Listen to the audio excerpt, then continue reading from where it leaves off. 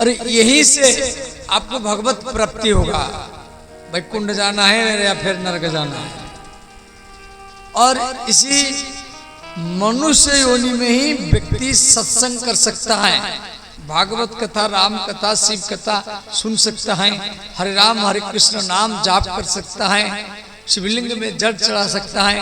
और कोई कीड़ा थोड़ी चढ़ाएगा, कीड़ा थोड़ी जाए करके सत्संग करेगा। और इसीलिए कभी आत्महत्या नहीं करना है, समझिए। ज्यादा परेशानी हुआ पति की ओर से या सास ससुर की ओर से या पत्नी की ओर से, आपको ज्यादा टेंशन आ रहा है, बार बार टेंशन आ रहा है, सहन करो। एक बार, दो बार, तीन बार सहन करो। और सहन कर नहीं पाते तो घर द्वार छोड़ दो, वृंदावन चले जाओ, अयोध्या चले जाओ, परंतु आत्महत्या नहीं करना, समझिए। आप बोलेंगे वृंदावन जाएंगे कौन खिलाएगा पिलाएगा? वृंदावन में 10,000 आश्रम है। लेडीजों का अलग है, बूढ़ियों का अलग है, कन्याओं के रहने का भी अलग है, बच्चों का, वृद्धों का। वृंदावन में हर आश्रम में खाने पीने रहने ठहरने का सारा व्यवस्था है। अब बोलेंगे मान लो आपको कोई आश्रम नहीं मिला, खाने पीने की सामान नहीं मिला, तो आप वृंदावन जाकर के 1-2 दिन भूखे रह गए, किसी पेड़ के नीचे पड़े रहे।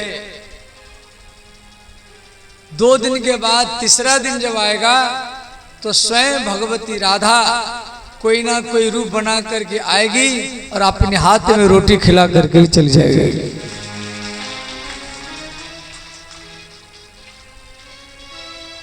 ठंडी है तो आपको चद्दर उड़ा करके जाएगी, कंबल उड़ा करके जाएगी। क्यों? वहां वृंदावन राधा रानी का घर है।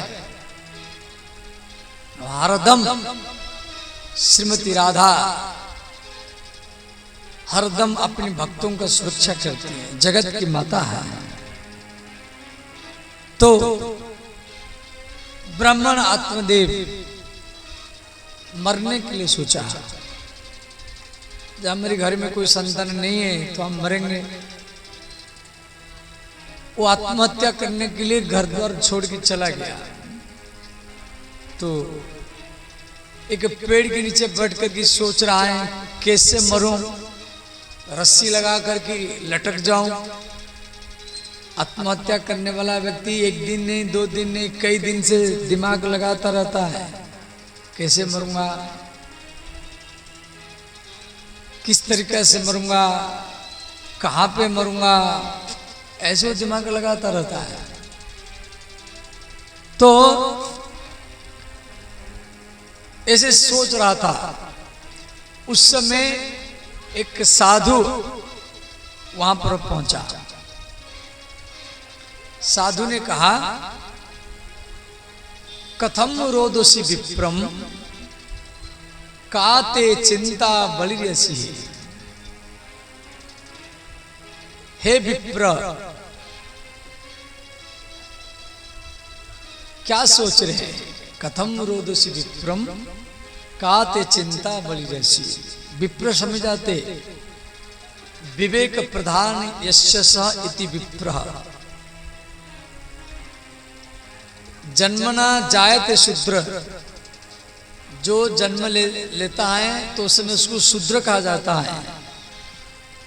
संस्कारात द्विजोच्यते, जब उसका जनेऊ संस्कार हो जाता है तो इसको द्विज कहा गया, माने दूसरा जन्म। ये ब्राह्मण का जनेऊ संस्कार होता है। वेद पाठी भवेत विप्र, जो वेद का अध्ययन कर लेता है, ऋग्वेद, यजुर्वेद, सामवेद, अथर्ववेद, उसको वेद पाठी भवेत विप्र, उसको विप्र कहा जाता है। ब्रह्मम जानाति ब्राह्मणः, जो ब्रह्म को जान लेता है उसको ब्राह्मण कहा जाता है। चतुर्वर्ण्य मया सृष्टम गुण कर्म विभागशः, जन्म कर्म विभाग से नहीं, गुण कर्म। गीता का श्लोक है, भगवान 4 प्रकार के वर्ण सृष्टि किए हैं, ब्राह्मण, क्षत्रिय, वैश्य, शूद्र। ब्राह्मण का कर्तव्य शिक्षा देना, क्षत्रियों का कर्तव्य समाज का सुरक्षा करना, वैश्यों का कर्तव्य है समाज का पोषण करना, माने सबको रोजगार देना, और शूद्र का कर्तव्य है समाज की सेवा करना। ये चारों हर चीज में आवश्यक है, हर चीज में, तभी यज्ञ होता है, तभी कोई अनुष्ठान सफल होता है। तो ये रो रहा था, साधु ने कहा कथम रोदसी विप्रम, ब्राह्मण क्यों रोते हैं? फिर ज्यादा रोने लगा। तो आत्मदेव ने कहा महाराज मेरे परिवार में कोई संतान नहीं है, मैं जो पेड़ लगाता हूं उसे कोई फल भी नहीं होता है,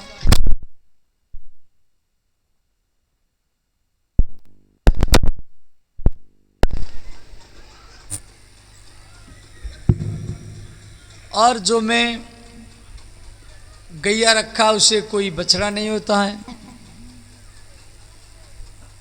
तो साधु ने कहा ब्राह्मण देव, आपके ललाट में ऐसा रेखा है, इन रेखाओं से मालूम पड़ रहा है कि आपको 7 जन्म तक संतान नहीं मिलेगा। ब्राह्मण ने कहा 7 जन्म तक?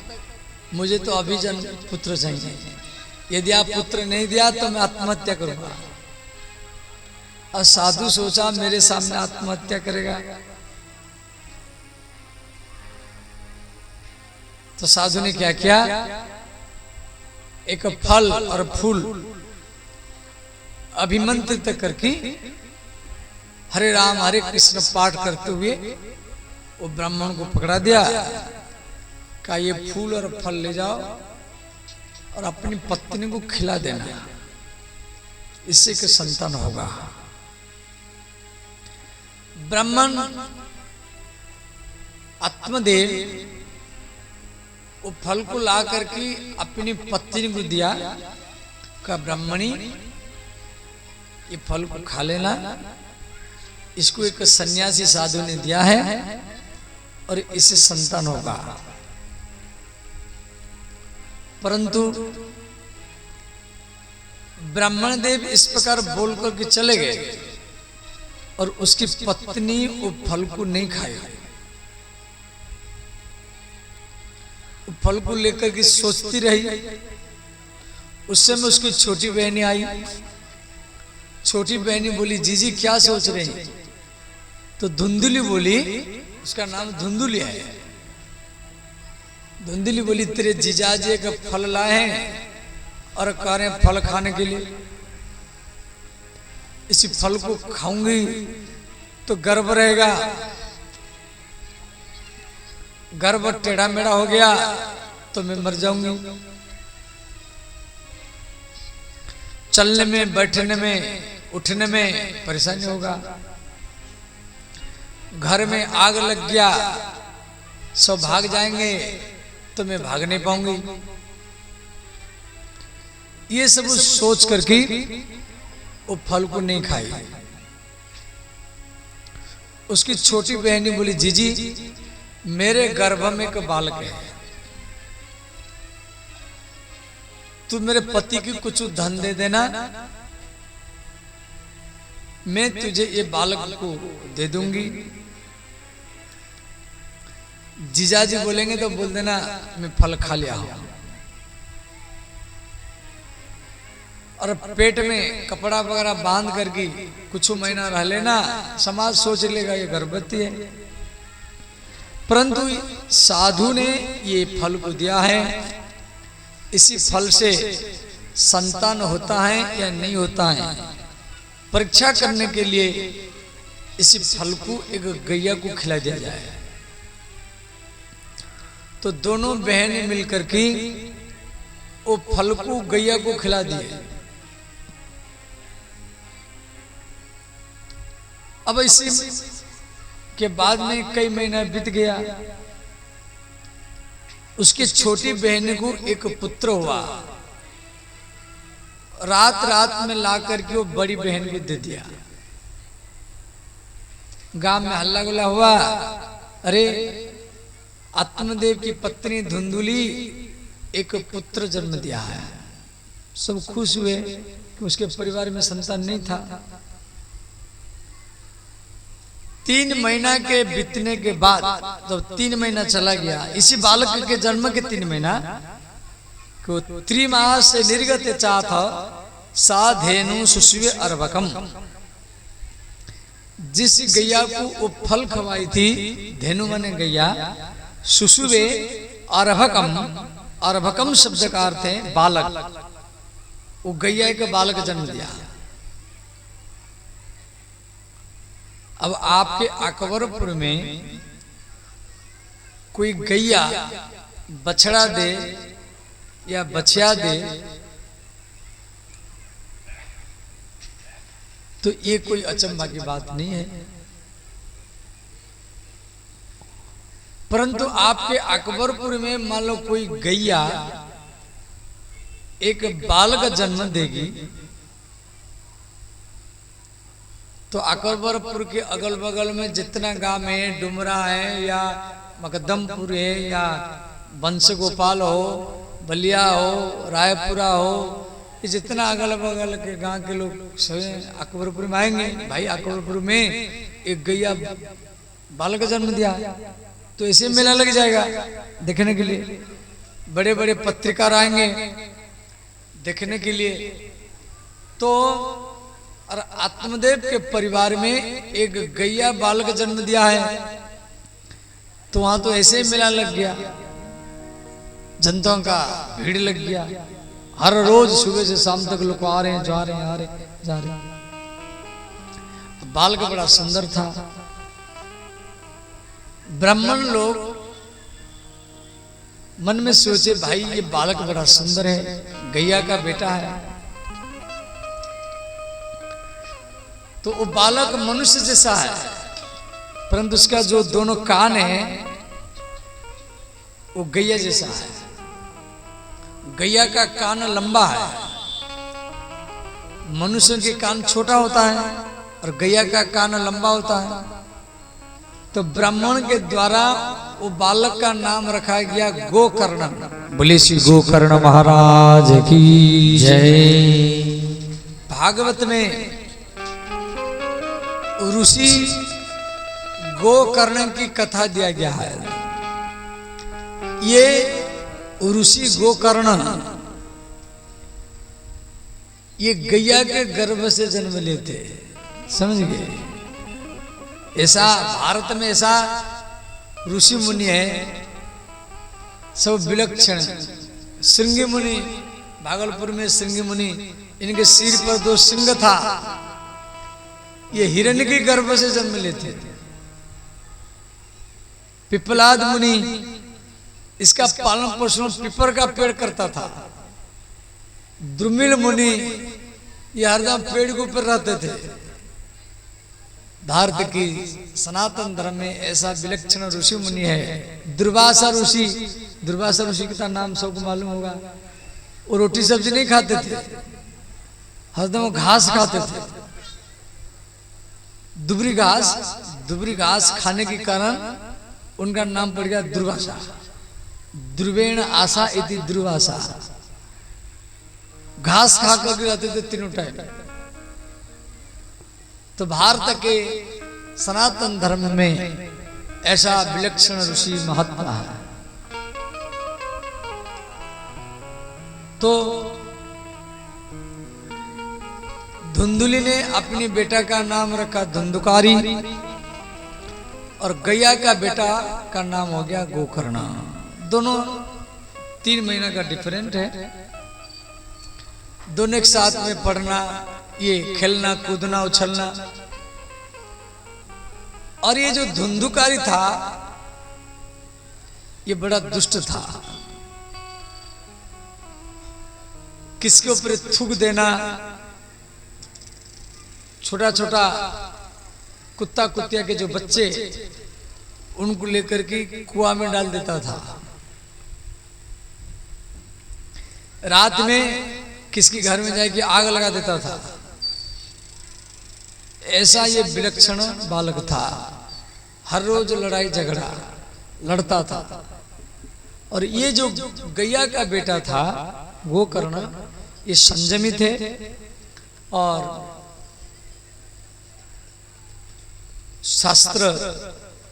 शास्त्रज्ञ थे, संत थे। ये किससे लड़ते थे नहीं। तो धुंधली का बेटा जो धुंधुकारी इतना दुष्ट था, हर रोज सुबह से शाम तक लड़ता था। तो ब्राह्मण आत्मदेव मन में विचार किया, भाई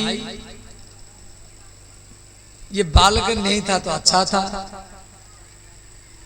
अब ये बालक जन्म लिया तब से मेरे घर में हर रोज लड़ाई झगड़ा चल रहा है, इसे तो मर जाना चाहिए। ध्यान देना, पहले बालक बिल्कुल नहीं था, पुत्र नहीं था तो मरने के लिए गया था, तभी तो साधु ने फल दिया। अब दो बालक हो गए इसके घर में, फिर भी मरने के लिए सोच रहा है। सुताओं, समाज में मैं देखा किसके घर में बालक नहीं है वो दुखी है, किसके घर में बालक है फिर भी दुखी है, किसका घर नहीं है वो बेचारा दुखी है क्यों घर नहीं है, वर्षा में भीगता हुआ रहता है। और कई व्यक्तियों का बहुत घर है, अकबरपुर में घर है, पूर्णिया में घर है, पटना में घर है, दिल्ली में घर है, फिर भी दुखी है क्यों, घर में रहने वाला कोई नहीं है, सब घर किवाड़ लगा हुआ है, भूत प्रेत रह रहे हैं, खंडर बन गया है। किसके पास में खाने के लिए नहीं है वो बेचारा दुखी हो क्यों, खाने के लिए नहीं है। और किसके पास में खाने के लिए सब कुछ है फिर भी दुखी है, डॉक्टर मना कर रखा है रसगुल्ला मत खाओ, घी मत खाओ, वो खा नहीं पाता है। किसकी शादी नहीं हुआ है वो बेचारा दुखी है, किसका शादी हो गया वो फिर भी दुखी है। भाई ये शादी हो गया, हर रोज लड़ाई झगड़ा कौन सहन करेगा, इससे तो अच्छा शादी नहीं हुआ था। देखो, कोई स्त्री से दुखी, कोई रोग से दुखी, कोई पड़ोसी से दुखी, कोई पति से दुखी, कोई सास ससुर से दुखी, कोई बिजनेस से दुखी, कोई रोग से दुखी। जिसका मन भगवान में है, भागवत में, वही सुखी है, वरना सब दुखी दुखी है। आप घर द्वार छोड़ करके यदि बारिश दिन भर चला,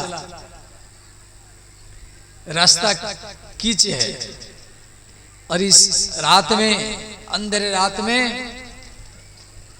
आप भीगते हुए और जमीन में भीगा हुआ है, आप बैठे हैं कपड़ा में तो भी आपका कपड़ा भीग गया होगा। तो आप इसीलिए आते हैं जो हमारे गांव में भगवान के जन्मोत्सव मनाया जा रहा है। श्री कृष्ण का जन्म महामहोत्सव 16 तारीख को है, उसी के उपलक्ष्य में कथा रखा गया। और व्यक्ति शांति पाने के लिए घर द्वार के काम को छोड़ करके हम पर आता है, शांति के लिए आता है। भले वो 1 मिनट या 1 सेकंड, अरे दिन भरी कथा सुने, नहीं तो 1 मिनट सुने, 1 सेकंड सुने, और कैसे भी तो आता है, बैठता है तो शांति के लिए। सबको अशांति क्या है? शांति ही भगवान है। शांताकारम भुजंग शयनम पद्मनाभम सुरेशम। शांति क्या है ना, भगवान ही शांति है, भगवान का नाम ही शांति है। जब व्यक्ति को सत्संग के द्वारा ज्ञान मिलता है, भक्ति मिलता है, तो उसको जीवन में शांति मिलता है। तो जितना समय वो सुने, श्री आत्मदेव सोचा ये बालक जब से जन्म लिया तब से मेरे घर में अशांत है, टेंशन है, लड़ाई झगड़ा है। फिर ये मरने के लिए सोचा तो गैया का बेटा जो गोकर्ण था वो अपने पिता को समझाया, कहा पिताजी आप क्या सोच रहे हैं? आत्मदेव ने कहा बेटा मैं मरने के लिए सोच रहा हूं। तो गोकर्ण महाराज जो गैया का बेटा है वो अपने पिता को 2 श्लोक सुनाए, भागवत में 2 श्लोक आप ध्यान देकर के सुने। देहे अस्ति मांसुरुधिरे अभिमतित्वजतम जाया सुतादिषु सदा ममतां विमुञ्चः पश्य निशं जगदितं क्षणभङ्गनिष्ठम्। देहे अस्ति मांसुरुधिरे, देह माने शरीर, ये देह इसमें अस्थि, अस्थि माने हड्डी, मांस और रक्त, वीर्य और इसके अंदर में मलमूत्र है और रक्त है, हड्डी है, मांस है, कफ है, पीत है और बाहर में एक चमड़ा है।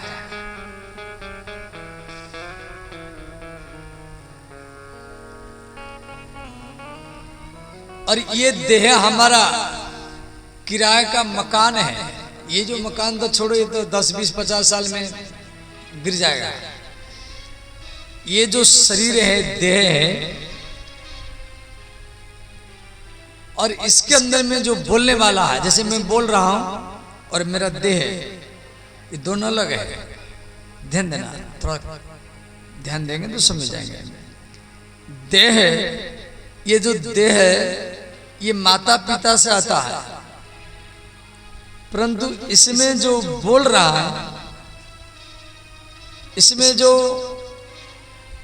आंख में रह कर के देख रहा है, कान में रह कर के सुन रहा है, मुख में रह कर के बोल रहा है, ये जीवात्मा ये माता पिता से नहीं आता है, ये अपनी कर्म से आता है। ध्यान देना। यदि आप सोचेंगे अरे ये मेरे माता है, ये मेरे पत्नी है, मेरा पति है, मेरे दादा है, दादी है, नाना नानी है, शरीर को आप सोचेंगे ये मेरे दादा है, ये मेरे माँ है, ये मेरे पिता है। अब वो जीवात्मा ये देह से निकल गया, फिर आप रोते क्यों हैं? रोना नहीं चाहिए। अरे जिसको आप माता पिता मानते थे, जिसको पति मानते थे, पत्नी मानते थे, बेटा मानते थे, वो देह तो अभी भी आपके घर में है। रोते क्यों? रोना तो नहीं चाहिए। अब आप बोलेंगे बाबा हमें इसीलिए रो रहे हैं कि देह में आंख तो है परंतु आंख देख नहीं रहा है, मुख है परंतु मुख बोल नहीं रहा है, कान भी है और कान सुन नहीं रहा है, हाथ भी है, हाथ हिल नहीं रहा है, पैर भी है, पैर चल नहीं रहा है। और जिसके रहने पर ये हाथ हिलता था, जिसके रहने पर ये मुख बोलता था, आंख दिखता था, कान सुनता था, और वो आत्मा देह से निकल गया और वो मरता नहीं है, वो मरता नहीं है, उसको आग जला नहीं पाएगा। वो गोली से भी नहीं मरेगा। नैनम छिन्दन्ति शस्त्राणि, गीता में कहा गया नैनम छिन्दन्ति शस्त्राणि, उसको शस्त्र काट नहीं सकता। नैनम दहति च पावकः, पावक माने अग्नि, अग्नि उसको जला नहीं पाएगा। और उसको तो हम अपना मानते नहीं है, और हम अपना मानते देह को, शरीर को, और आपके घर में है तो आप रोते हैं। रोना नहीं चाहिए। क्यों? आप शरीर को अपना मान लिया, देह को अपना मान लिया। तो देह को अपना मानेंगे तो आसक्ति बनेगा, तो आसक्ति आएगा तो रोएंगे। और शरीर के अंदर में जो आत्मा है, आत्मा के रूप में जो भगवान राम कृष्ण शिव महादेव विराजमान है, और उसको अपना मान लेंगे तो समाज में अमर बन करके ही रह जाएंगे।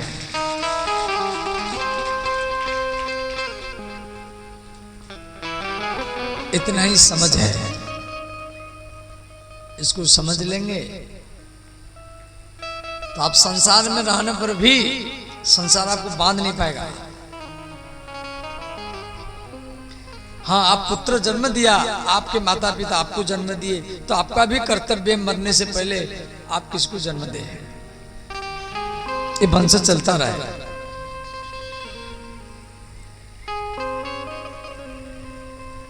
तो देह को हम लोग कंधा में ले जाते हैं और जला देते हैं। तो जब देह को जला दिया जाता है तो इसमें जो पानी अंश है, जलाएंगे तो जो पानी है इसी भीतर में खून के रूप में, मलमूत्र के रूप में, तो उसको जलाएंगे तो भाप बन जाता है। इसमें जो मिट्टी अंश है वो राख बन जाता है। इसमें जो आकाश है, आकाश माने खालीपन, शरीर में भी आकाश है, आकाश माने खाली, वो आकाश में मिल जाता है। इसमें जो तेज अंश है उस सूर्य में मिल जाता है। तो ये पंच महाभूत में बना हुआ देह, ये पंच महाभूत में लीन हो जाता है। ध्यान देना, शरीर भी नहीं मरता है, वो पंच महाभूत से बना हुआ पंच महाभूत में मिल गया। और बोलने वाला, चलने वाला, हिलने वाला, सूंघने वाला जो भीतर में था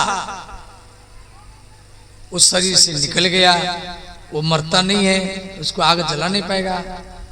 फिर मरता कौन है इसी संसार में? फिर मरता कौन है?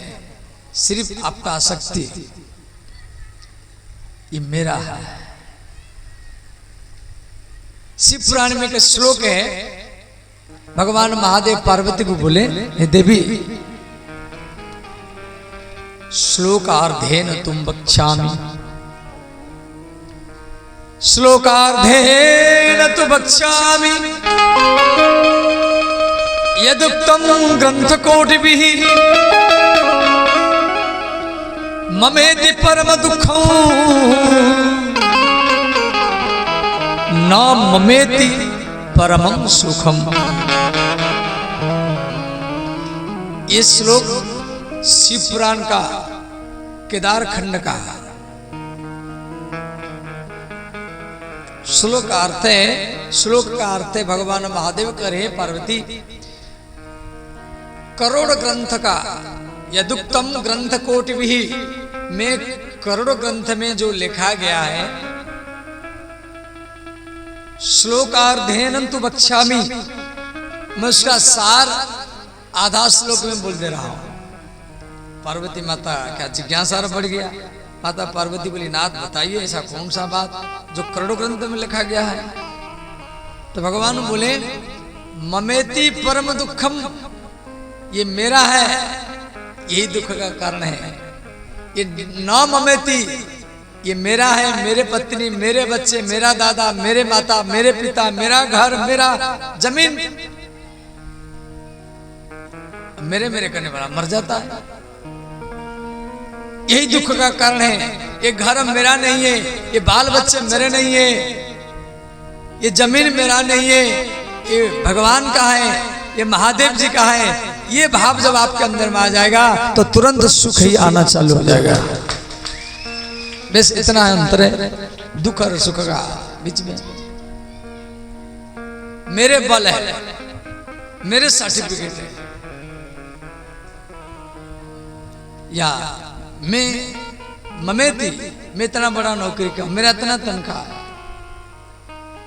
मैं मुख्यमंत्री हूं, मैं फलानी मंत्री हूं, मैं राष्ट्रपति हूं, मैं प्रधानमंत्री हूं, मैं सुप्रीम पावर हूं। जो भगवान के भक्त होते हैं ना, भागवत में दिया गया छठवां स्कंद में, ननाक पुष्टम न चपार मिष्टम न सार्वभौमम न रसाधिपत्यम। भगवान का भक्त यदि उसको इंद्र बना दिया जाए तो भी वो स्वीकार नहीं करेगा। नचपारमिष्ठम, उसको ब्रह्मा पद दिया जाए तो भी स्वीकार नहीं करेगा।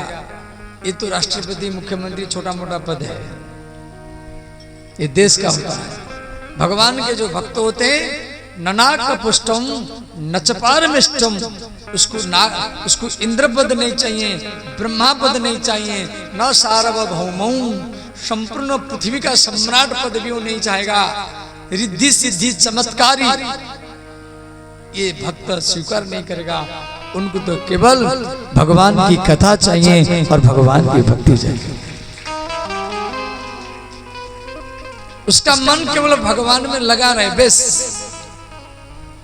व्यक्ति का मन हर स्थिति में, कोई भी काम करो, हर दिन भर का काम भगवान को समर्पण करो। दिन का हर घंटों का, हर आधा घंटे में, हर मिनट में जो भी आप कर रहे हैं, जो सोच रहे हैं, जो खा रहे हैं, जो कर रहे हैं, यद करो सी यद सोचो सी, जो सोच रहे हैं, जो कर रहे हैं, भगवान आपको समर्पित है। बार बार जब हर क्षण में आप भगवान को समर्पण करते जाएंगे ना, आपके ऊपर दुख आ ही नहीं सकता।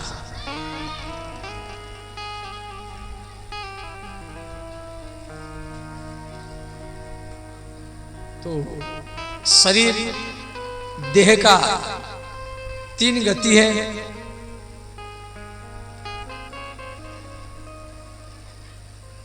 हर रोज आप मृत्यु की ओर जा रहे हैं, कुछ जितना सांस ले रहे हैं, छोड़ रहे हैं, ले रहे हैं, छोड़ रहे हैं। नित्यम सन्निहित मृत्यु, हर क्षण में हम लोग मृत्यु की ओर भाग रहे हैं।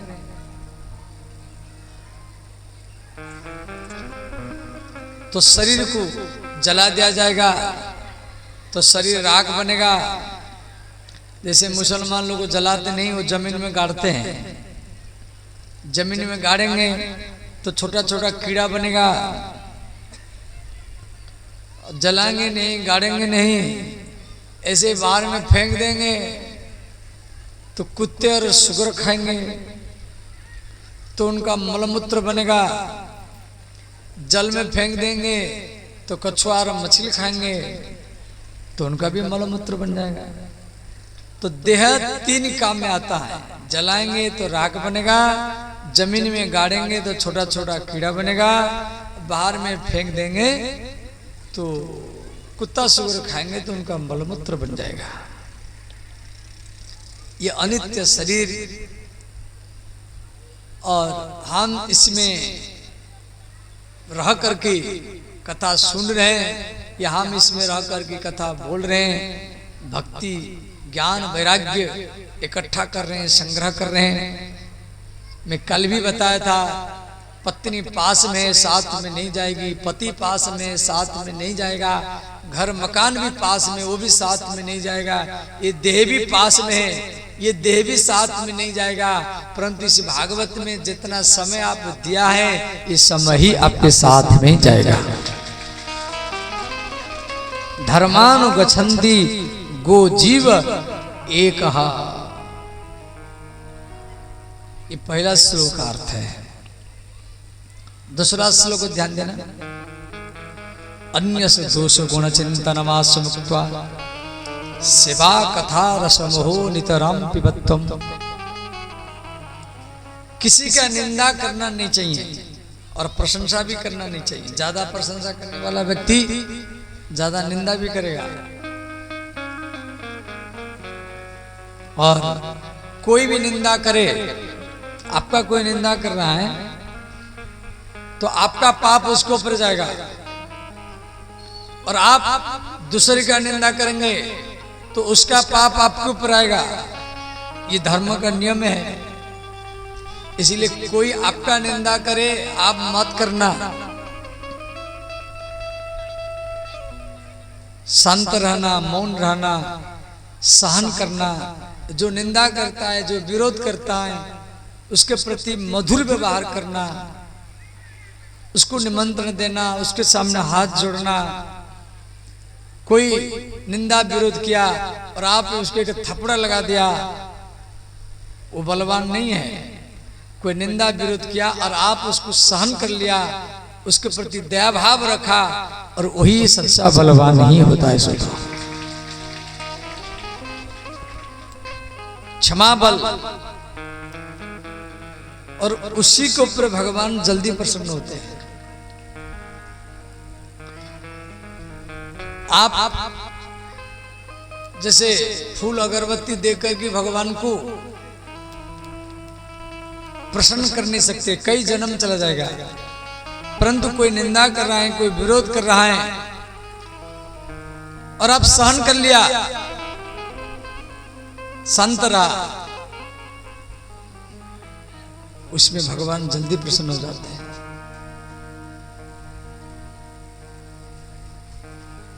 और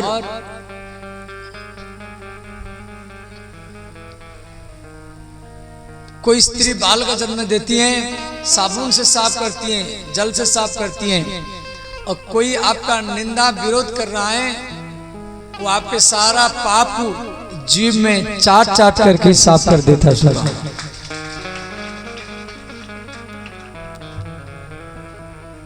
इसीलिए कोई निंदा करे, कोई विरोध करे, आप शांत रहना।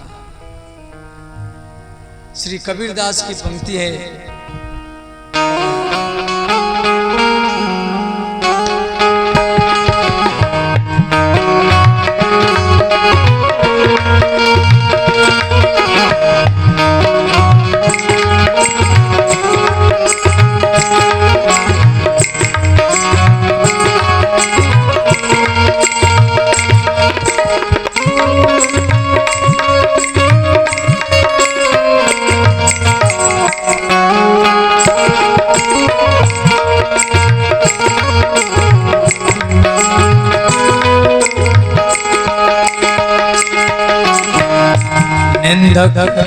नियरे राखिए आंगन कुटी छवा,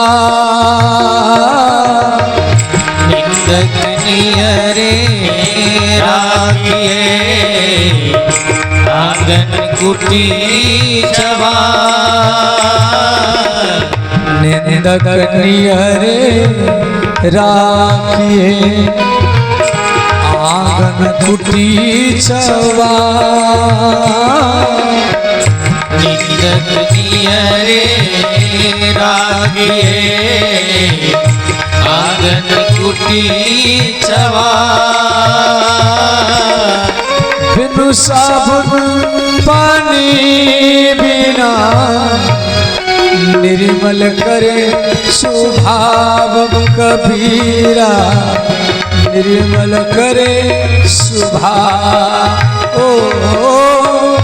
बिन साबुन पानी बिना निर्मल करे स्वभाव कबीरा, निर्मल करे स्वभाव। बिन साबुन पानी बिना निर्मल करे स्वभाव कबीरा, निर्मल करे स्वभाव। बिन साबुन पानी बिना निर्मल करे स्वभाव कबीरा, निर्मल करे स्वभाव। सब गाइए, दोनों हाथ उठा करके गए। श्री राधे।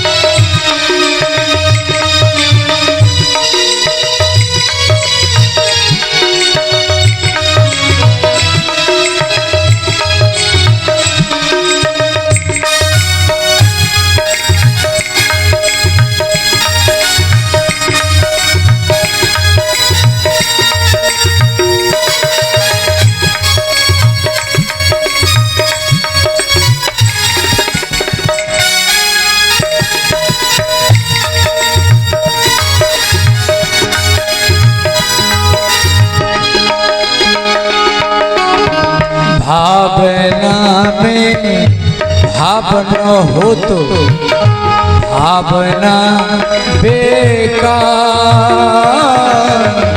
भावना में भावना हो तो भावना बेकार।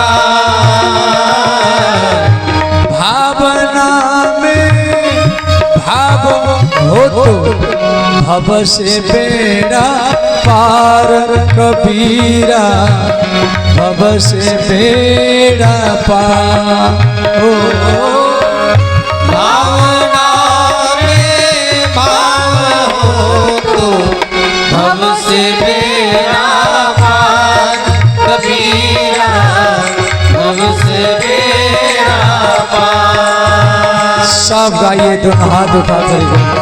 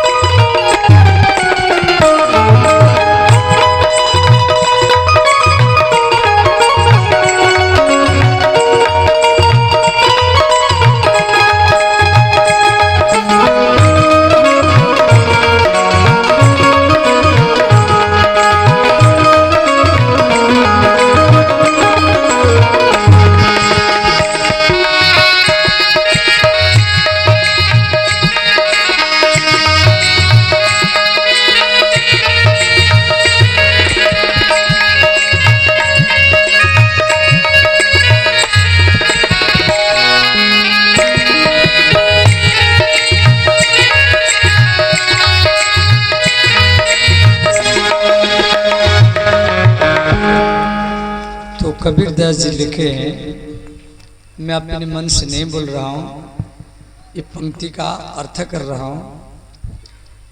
निंदा का नियर राखिए,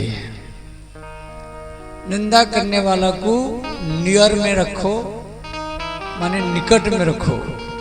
नियर शब्द तो इंग्लिश शब्द है, तो निंदा का नियर राखिए, निंदा करने वाला को निकट में रखो।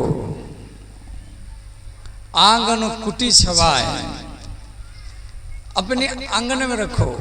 आंगन, आंगन घर के सामने होता है, पीछे मत रखो, दीवार मत लगाओ, अगल बगल मत रखो, अपने आंगना में रखो। और कुटी छवाए माने अपनी तरफ से कुटिया बना दो, घर बना दो, कमरा बना दो, उसके लिए निंदा करने वाला का कमरा है।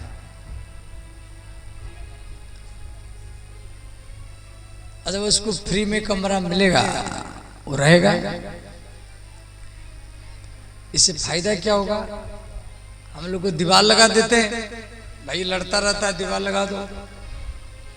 दीवार लगाना नहीं है, उसको आंगन में रखो, और जैसे आप निकलेंगे वो आपको गाली देगा, वो आपका निंदा करेगा, विरोध करेगा।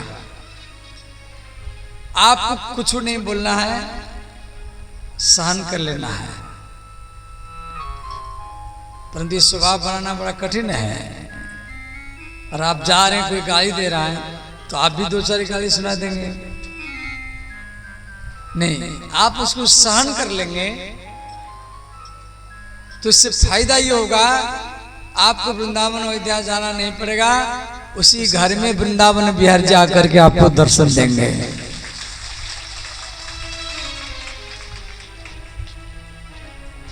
ये साधु लोग कर सकता है, जो सहन करना।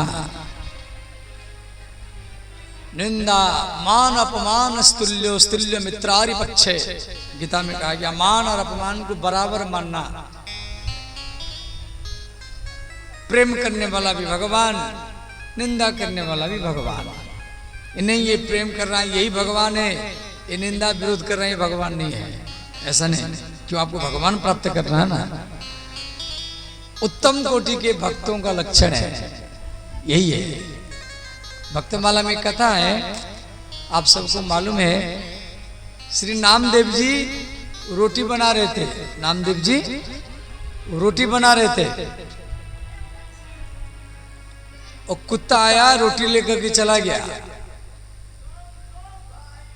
अब थोड़ा विचार करो, आप रोटी बना रहे हैं, एक कुत्ता आया रोटी लेकर के चला गया, तो आप क्या करेंगे? पीछे से डंडा लेके भागेंगे, दूर दूर करेंगे, हल्ला गुल्ला करेंगे, ले गया खिलाएंगे, कुछ तो करेंगे। परंतु नामदेव जी ना पीछे डंडा लेके भागे, ना हल्ला गुल्ला किए। नामदेव जी घी का कटोरी लेकर के पीछे पीछे भागे और कुत्ता को कह रहे हैं, भैया रुक जाओ, ये सूखी रोटी है, अच्छा नहीं लगेगा, मैं थोड़ा घी लगा दूंगा तो खा लेना। और उसी कुत्ता से स्वयं भगवान राम ही प्रकट हो गए। कुत्ता से आपके पास हरदम भगवान रहता है, एक क्षण भी भगवान के बिना पर रह नहीं पाएंगे। एक क्षण संसार में कोई भी व्यक्ति भगवान के बिना एक क्षण, एक सेकंड भी रह नहीं पाएगा। हमें लोग यहाँ ढूंढते, वहां ढूंढते, वहां ढूंढते कई जन्म बीत गया। हम सोचते भगवान आएंगे वृंदावन से, अयोध्या से आएंगे, मंदिर से आएंगे, शिवालय से आएंगे, हनुमान मंदिर से आएंगे, देवी मैया का मंदिर से आएंगे, देवघर से आएंगे, सुल्तानगंज से आएंगे। ढूंढते रहते हैं भगवान आपको दर्शन देने के लिए। कोई वैकुंठ वृंदावन से, अयोध्या से या देवघर से नहीं आएंगे, भगवान आपको दर्शन देने के लिए आपके भीतर से ही आपके सामने आएंगे। और हम हरदम बाहर में ढूंढते रहते हैं। संत सुखाय स्वयं गोस्वामी तुलसीदास जी बोले, याभ्याम बिना न पश्यन्ति सिद्धा स्व अंतस्थ ईश्वरम। अंतस्थ माने अंदर में स्थित, अंत माने भीतर जो स्थित, ईश्वर माने भगवान। याभ्याम बिना न पश्यन्ति, तो इसलिए भगवान सबके भीतर में हरदम हर समय में रहता है। समझ गए? बाहर में भी देखो, धाम में भी देखो, अच्छा है, परंतु सब में भगवान को देखने की आदत डालो। भगवान के भक्त तीन प्रकार के होते हैं, साधारण, मध्यम, उत्तम। ये तीन प्रकार के भक्त होते हैं, साधारण, मध्यम, उत्तम। साधारण भक्त वो है जो केवल मंदिर में भगवान को दिखता है, फूल अगरबत्ती चढ़ाता है, वो साधारण भक्त है। समझ गए? जो मंदिर में और संत में दोनों में भगवान को देखता है, दोनों में महादेव जी को देखता है, दोनों में कृष्ण को, राम को ढूंढता है, वो मध्यम कोटि के भक्त है। और जो सब में पुरुष हो, स्त्री हो, विरोधी हो, प्रेमी हो, जो सब में भगवान को देखता है, वो उत्तम कोटि का भक्त ही कहलाता है।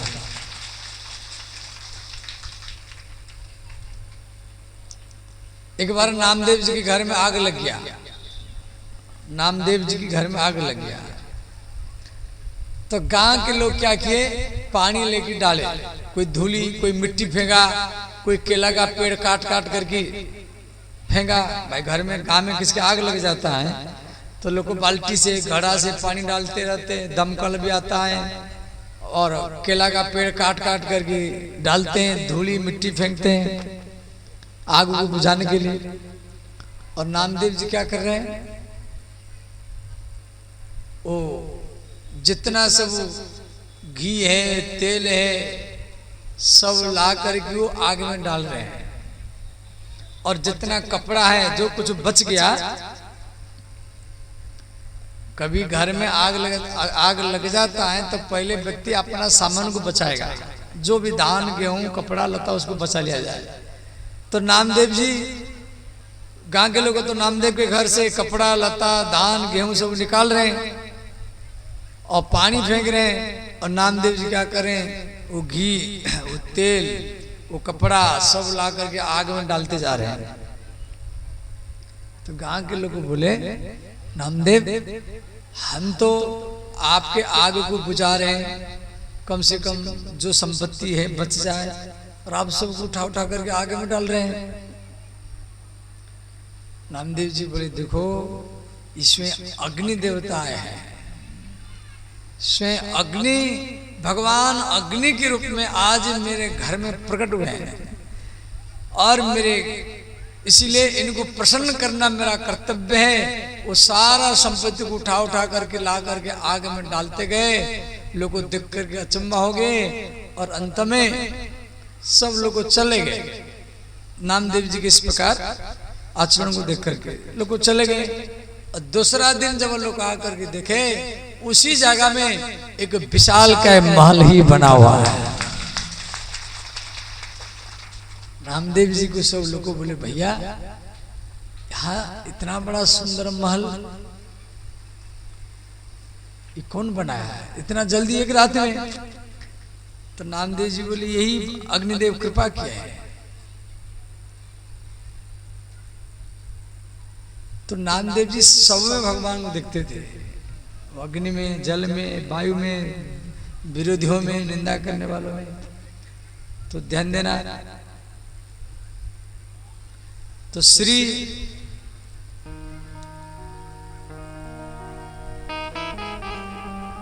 आत्मदेव ब्राह्मण 2 श्लोक गोकर्ण महाराज उनको सुनाए, उसको वैराग्य हुआ, घर द्वार छोड़ के चला गया। फिर चित्रकूट में भागवत पाठ करते हुए भगवत धाम को प्राप्त हुआ। इधर श्री गोकर्ण महाराज वो भी घर द्वार छोड़ करके बिहार के गया में आकर के तपस्या किए। घर में धुंधुकारी रहा, उसकी माँ रहा, वो 5 विषयों को ला कर घर में रखा। 5 विषयों को पालन करना, उनके लिए कपड़ा लाना। एक दिन 5 विषया मने बिचारी के कब तक चोरी करके हमको खिलाएंगे, कभी ना कहीं पकड़ा जाएंगे, ये पकड़ा जाएंगे तो हम भी पकड़ा जाएंगे। तो 5 विषया मिलकर के नामदेव जी को रस्सी से बांध दिए। वो चिल्लाया बचाओ बचाओ, तो उसके मुख में आग, जलता हुआ आग भर दिए। उसके गला में सब्बल रख करके गला को दबा करके मार दिए। अंतिम में घर में गड्ढा खोद करके उसको रात रात में गाड़ दिए। गांव के लोग बोले धुंधुकारी कहाँ गया? 5 वेश्या बोली ये धन कमाने के लिए विदेश गए हैं, और सारा संपत्ति को ये 5 वेश्या लूट करके ले गए। गोकर्ण महाराज बिहार में गया तीर्थ में आकर तपस्या कर रहे थे। उनको मालूम पड़ा जब मेरे भाई को 5 वेश्या मार दिए। तो गोकर्ण महाराज गया में पिंडदान किए, 100 बार पिंडदान किए अपने भाई के कल्याण के लिए। अंत में मन में सोचे चलो अपनी गांव थोड़ा घूम करके आ जाऊं। जननी जन्मभूमिश्च स्वर्गादपि गरियसी। जननी माने माँ, जननी शब्द का अर्थ माँ, और जनक माने पिता। जनक शब्द का अर्थ पिता, जननी माने माता। जननी और जन्मभूमि माने जिस जगह में आप जन्म लिया, ये दोनों वैकुंठ से महान है।